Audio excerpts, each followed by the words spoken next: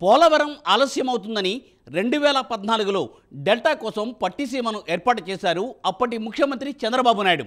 ఇప్పుడు మళ్ళీ పోలవరం లేట్ అయ్యే పరిస్థితి రావడంతో ఉత్తరాంధ్ర కోసం ఎడమ కాలువ పూర్తి చేయడానికి అత్యధిక ప్రాధాన్యం ఇస్తున్నారు చంద్రబాబు.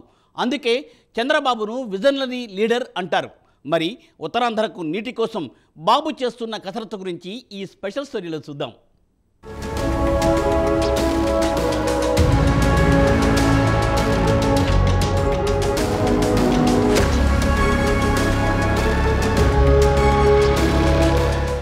ఆంధ్రప్రదేశ్కు లైఫ్ లైన్ పోలవరం. దీని గురించి ఏపీ ముఖ్యమంత్రి చంద్రబాబు నాయుడు సీరియస్గా ఫోకస్ పెట్టారు.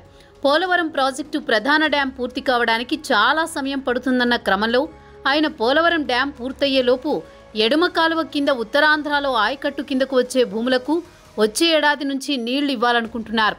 దీనికోసం బాబు ఇచ్చే ప్రణాళికపై జలవనరుల శాఖ పెద్ద ఎత్తున కసరత్తు చేస్తోంది. వచ్చే ఏడాది జూన్ నాటికి యుద్ధ ప్రాతిపదికన పనులు పూర్తి చేసి ఎత్తిపోతల పథకాల ద్వారా ఉత్తరాంధ్రకు నీళ్లు ఇవ్వాలని ఆలోచనలో ఉన్నారు ఏపీ సీఎం చంద్రబాబు.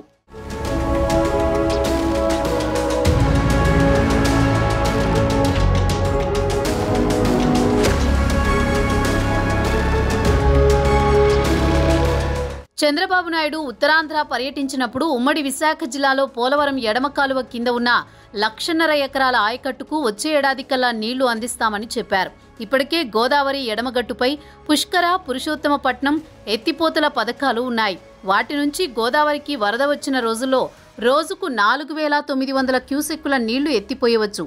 ఆ నీటిని పోలవరం ఎడమ కాలువ పొడవునా చివరి వరకు వచ్చే ఏడాది జూన్ నాటికి తీసుకువెళ్లేందుకు వెంటనే పనులు చేపట్టాలనేది ముఖ్యమంత్రి ఆలోచనగా చెబుతున్నారు. ఈ క్రమంలో జలవనరుల శాఖ మంత్రి నిమ్మల రామానాయుడు అధికారులతో వరుస సమావేశాలు ఏర్పాటు చేశారు.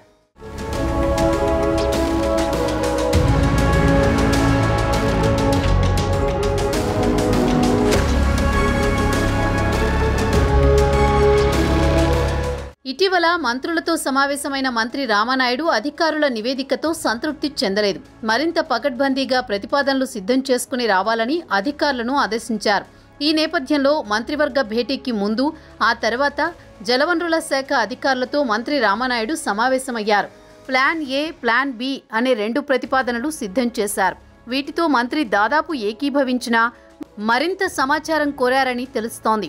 ఈ ప్రతిపాదనలు ముఖ్యమంత్రి చంద్రబాబు దృష్టికి తీసుకువెళ్లి ఆయన సూచనల మేరకు పనులు చేపట్టేందుకు ఏర్పాట్లు చేస్తున్నారు.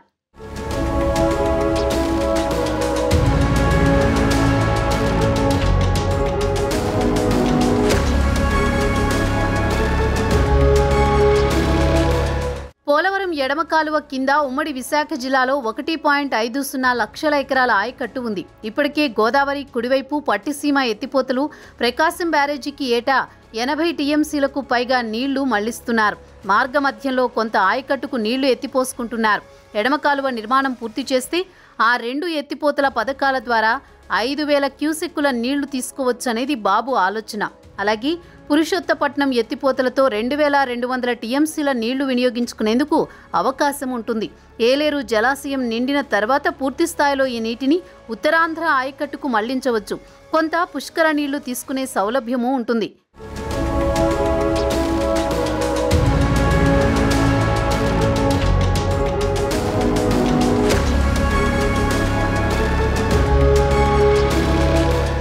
పోలవరం ప్రధాన డ్యాం నిర్మాణానికి ఇంకా 5 ఏళ్ల వరకు సమయం పట్టే అవకాశం ఉన్న నేపథ్యంలో ముందే ప్రయోజనాలు పొందేందుకు దానికి అనుకూలంగా ప్రణాళికలు రూపొందించడానికి కసరత్తు మొదలైంది. ఎడమ కాలువలో నీరు ప్రవహించడానికి అవసరమైన పనులేంటి, అందుకు ఎంత ఖర్చు అవుతుందనే లెక్కలు కూడా తేల్చారు.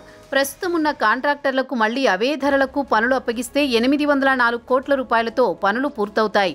అదే కొత్త కాంట్రాక్టర్లకు పనులు అప్పగిస్తే 1,199 కోట్లవుతుందని అధికారులు లెక్కగట్టారు. తర్వాత మిగిలిన పనులు చేస్తారు.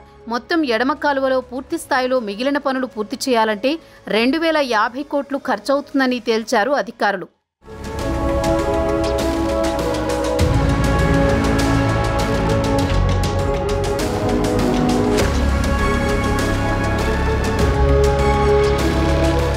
ఇక పోలవరం ఎడమ కాలువ విషయానికొస్తే కాలువ పొడవు 214.808 కిలోమీటర్లు కాగా ఆయకట్ట 4 లక్షల ఎకరాలుంది.